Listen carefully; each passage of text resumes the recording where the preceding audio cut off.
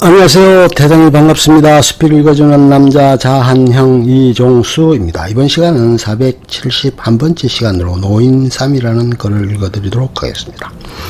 노인3. 우정의 조건. 노인은 모두에게 공평하게 예정된 미래이기도 하다. 나이가 들지 않는 사람은 없기 때문이다. 나이가 많다는 사실이 결함이 되는 사회라면 우리는 모두 얼마간의 시간 안에 우리에서 탈락한다. 이 점을 상기할 때 절대적인 환대를 상상하는 일은 절박해진다. 어느 밤에서 할머니와 청년이 친구가 될 수 있는 이유는 쓸모없는 관심을 관계 바깥으로 밀어냈기 때문이다. 청년이 먼저 아무 조건 없이 도움의 손길을 뻗었고 이어 할머니도 청년의 손을 잡았다. 두 사람은 서로의 제스처를 통해 서로 비로소 자신의 존재를 인지하고 인정하게 되었다. 우리는 모든 사람이 어떠한 이유로도 자신의 자리를 상실하지 않도록 노력해야 할 의무를 갖는다. 다른 사람의 사람다움을 확인해주고 사람이 되려는 그들의 노력을 지지해 주어야 한다.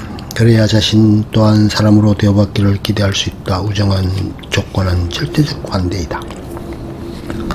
한 사람이 자기 집 문을 두드리는 모든 사람을 들어오게 하여주고 먹여주고 재워주는 것은 가능하지 않다. 하지만 한 사이가 그 사이에 도착한 모든 낯선 존재들을 조건 없이 환대하는 것은 얼마든지 가능하다. 우리는 모두 낯선 존재로 세상에 도착하여 환대를 통해 사회 안에 들어오지 않았던가. 김영건 사람 장소 환대 중에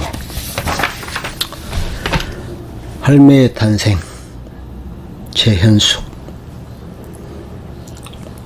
우롱리 할매들의 분투하는 생애 구술사. 경상도 할매들의 말로 그들의 생애를 기록한 것이다. 외부 관찰자인 최현숙 작가의 목적은 동정에 있지 않다. 사람들은 내게 가난한 사람들의 고통스러운 생애 이야기를 어떻게 견디며 듣느냐고 묻는다. 혹은 구술 생애사는 고통의 전시가 아니냐고도 묻는다. 고통을 듣고 공감하지만 내 안의 동정은 차갑게 경계한다. 고통은 당하는 자의 몫이다. 주인공들이 얼마나 고생했고 가난했고 그래서 얼마나 안 됐는지가 아니라 그 가난과 고생으로 인해 그들 안에 어떤 힘의 깡치가 생겨났는지, 그것이 그들을 얼마나 강하고 지혜롭고 전략적으로 만들었으며 그 힘으로 어떻게 자신을 비롯해 주변 삶과 세상을 버텨왔는지를 밝혀내는 것이 내가 가난한 사람들의 생애를 세세히 묻는 이유다. 할매들의 삶 중심에는 농사일이 있다. 굶지 않고 살려고 늘 일을 하고 수확물로 해먹고 생계를 위한 벌이도 했다. 그들은 혹독한 가부장제 사회에서 사실은 가정을 떠받친 기둥이고 진정한 가장이었다. 그러면서도 그걸 깨닫지 못한 채 일평생을 살았다. 다 알지마도 그래 안하마 이 멍충이 할머니들은 다른 것 같지가 않은 기라. 그래 백개 못 살아본 기라. 그래가 그게 몸에 뱅기라. 난리가 나도 밭을 갈고 피난을 가도 논 때문에 멀리 못 가고 가차히 숨었다가 와가 김매놓고 그래가 살아온 거라. 죽은 사람은 죽어도 산 사람은 뭐 숨고야 하는 기라. 그라이 아무리 기가 차고 억울해도 땅은 갈아야 하는 거라. 우리 근현대사 역사에 있어 전형적인 약자이지만 매력의 억척 할매들의 생애 기록에 눈을 뗄 수 없는 것은 그래도 긍정적이고 당찬 그네들의 에너지 때문이다. 나 살아온 거야 아주 좋지도 안하고 나쁘지도 안하지 뭐. 할머니 독립만세 김명자. 장편 드라마 인생 김명자 작가. 이 땅의 어머니와 할머니 중에 생애 평탄하고 아름답기만 하니가 몇이나 될까. 시청률 높은 드라마 주인공이라고 이런 삶을 살았을까. 무서운 시집살이의 뜻함. 하나없는 남편은 늘 남의 편이지 내 편인 적이 없으니 서럽다. 홀로 암투병을 하고 이혼까지 하는 와중에 자꾸 떠오르는 옛날 생각이 나도 모르게 우리 명자씨 좀 행복하면 좋겠다 등이라도 쓸어주면 줬으면 좋겠다는 생각이 들게 한다.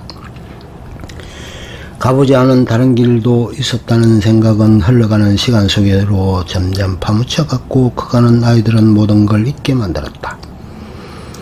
지금 생각해보면 눈부시게 진한 행복도 얼음작 같은 새로운 사연도 물거품처럼 세월 속으로 빠져들어갔다. 지금까지도 그때의 내 선택에 후회한 본 적은 없다. 어떻게 얻어낸 혼자만의 공간과 시간인데 그는 자식들이 붙던 손을 뿌리치지 못해 다시 그 집으로 들어가 살며 아이들과 키우고 신내시된 남편이 세상을 떠나고도 자식들 뒷바라지로 그리고 생의 어느 한순간도 놓치지 않고 간직하는 이 열정적인 영혼의 소유자는 그렇게 자기 십자가를 지고 묵묵히 간다. 남편을 54세 떠나보낸 뒤에도 자식들을 뒷바라지하며 보냈다. 자식들이 다 성장하고는 큰아들 며느리와 함께 살다가 며느리를 설득해 새 삶을 살기 위해 독립을 쟁취한다. 70대 정렬의 화신은 독립의 필수 요소로 배움과 즐김을 꼽는다. 그 두 가지를 모두 충족한 것은 문해 장작 수업과 도서관에서 책을 마주한 것이었고 우리는 그 덕분에 멋지고 용감한 사람 김명자의 독립길을 만나게 되었다. 할머니 아닌 김명자에게 슬픔과 상처, 분노와 회한의 과거는 더 이상 덫이 아니다. 강하게 버틴 자신을 사랑하며 일구어낸 그의 독립은 진정한 독립만세를 외쳐 마땅하다. 그의 걸음마다 꽃이다. 자기 인생의 철학자들 김지수. 산뜻 사는 사람이 되어라는 엄마의 잔소리 단골 후렴구. 산뜻한 사람이 나이가 든 모습은 윤여정 배우다. 바이올리니스트 정경아의 완벽한 연주를 가장 가까이서 보고 듣고 싶어서 학생이었을 때 모아둔 용돈을 아낌없이 썼었다. 청소년 필독자였던 나의 문화유산 답사기는 꼭 읽으라며 엄마가 사주었을 때보다 오히려 예술학 미술사를 전공한 대학생이 되고 나서 그리고 유용전 선생의 통찰력과 입담 아니 끌빨이 좀 더 이해하게 되면서 다시 찾게 되는 그런 마상의 책이다. 집 근처 학동사 거리에서 노라노라는 유명한 건물이 있다. 시어머니가 당신 결혼식에 노라노의 웨딩 드레스를 입었는데 워낙 유명한 디자이너 드레스인데다가 너무 예뻐서 다들 부러워했다는 우일담에 등장하는 당대의 알파걸 이자 한국을 대표하는 디자이너는 구순이 훌쩍 넘긴 나이도 아직도 그곳에서 활동 중이다. 진수를 넘긴 친정 부모님의 워너비인 철학자 김영석 교수는 100세도 여전히 소나무처럼 꼿꼿하지만 노년의 고독을 토로할 줄 아는 쿨한 어른이다. 김지수의 인터뷰집 자기의 인생의 철학자들은 우리가 좋아하는 평균 나이 72세 어른들의 말을 담았다. 한결같이 롤 모델이 될 만한 어른들인데 한 명도 무언가 가르치려 들지 않고 인생은 아직도 진행형이며 열정과 성질은 어느 젊은이가 없어도 이길 수 없다. 솔직한 대화와 맘 놓고 풀어낸 썰에도 지혜가 있다. 물어뜯는 미혹되지 않는다는 브로그의 중반을 넘어 7,000명에 다가가는 지혜로 채웠어인지 김지수 기자의 질문은 인터뷰마다 가볍지 않지만 일부러 지적인 채 하지 않아 몇 시간을 소파에 누워 독파하기도 쉽다. 게다가 김지수 기자는 우리가 좋아하는 어른들과의 좋은 케미로 그들의 진심을 자연스럽게 끌어내니 감동과 위트까지 동시에 다 잡았다. 나이듦과 나, 아침 피아노.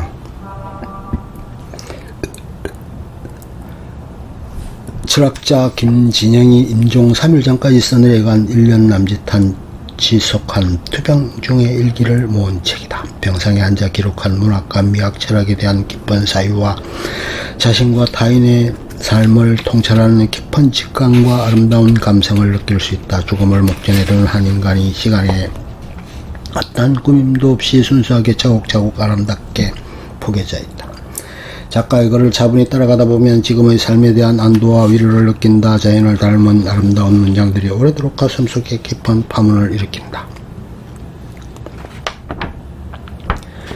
나이듦과 죽음에 대하여 저자 몽테뉴의 수상록에서 나이듦과 죽음에 관한 내용을 발차에 옮긴 책이다. 몽테뉴의 인생을 관통하는 철학을 통해 삶을 대하는 태도와 자기 자신으로 삶을 살아간다는 것에 의미를 되짚게 만든다. 노년의 고독에서도 자기 자신의 관중이 되라고 말하는 몽테뉴는 필연적으로 맞이할 죽음 앞에서 인간이 가져야 할 근본적인 마음가짐에 대해 일깨워준다. 불안한 시대를 살았던 철학자의 공고히 다져진 자기 신념과 죽음에 대한 고찰은 현대 우리들에게도 의미 있는 메시지로 힘을 발휘한다. 죽는 것보다 늙는 게 극적인 저자 도널드 홀. 죽는 것보다 늙는 게 극적인 사람들에게 여든이 넘은 시인이 들려주는 나이듦에 대한 지혜로운 이야기이다.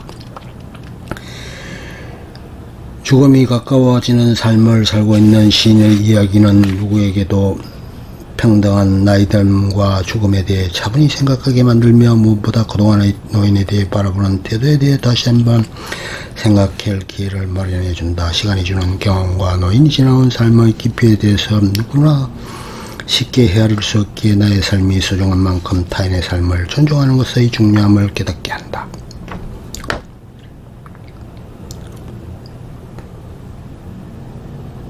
새벽 3시 몸들에게 여건이 생애문화연구소 오키사로. 나이듦과 질병으로 인한 고통, 죽음에 이르는 과정에서의 생생하고도 묵직한 시각을 경험하게 하는 책이다. 사회 구성원으로서 인간의 노화가 간단함이 또 인간의 존엄을 지키기 위해 사회가 깨우쳐야 할 의식들을 잘 짚어준다. 한 인간으로서 나와 가족의 나이듦과 죽음 얼마나 피상적이며로 살아왔으며 인식하며 살아왔는지를 반성하게 한다. 사회적 연대가 만들어갈 돌봄의 시대의 존엄한 의존에 대한 개념은 인간으로서 어떻게 살고 어떻게 죽을 것인가에 대해 곰곰이 성찰하게 만드는 주제이다. 다양한 참고문헌들이 자세히 소개되어 있어 깊이 있게 살펴볼 기회를 제공한다. 노인, 장소, 환대, 김영경.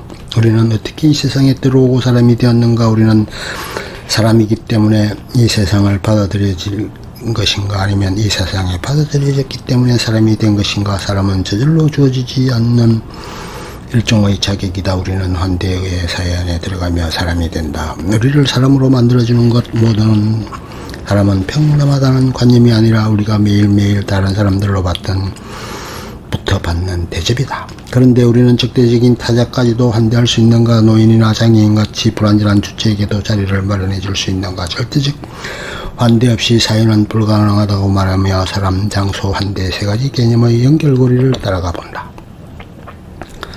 김성옥 문학상 수상작품집 연성이 등. 김성희 문학상은 등단 10년 이상의 작가들이 한 해 동안 발표한 단편소설 가운데 7편을 뽑아 소개한다. 2019년 이름 올린 7편 모두 여성작가 소설이라는 점이 시상하는 바가 크다. 대상 수상작인 연성이의 어느 밤은 한밤중 집을 나와 킥보드를 타던 할머니가 넘어지고 한 청년에 의해 구조되기까지의 이야기를 담았다. 고등학교를 보내주지 않는 아버지의 폭력에 무방비로 노출된 엄마, 나이 들수록 욕 만나는 남편, 기나긴 시간 동안 축적된 노년의 여성의 아픔과 절망, 고통의 역사는 킥보드 타는 할머니라는 신성하고 발랄한 기록들로 더 있어진다. 끝. 좋으면 좋아요, 구독, 알림 설정 눌러주세요. 감사합니다.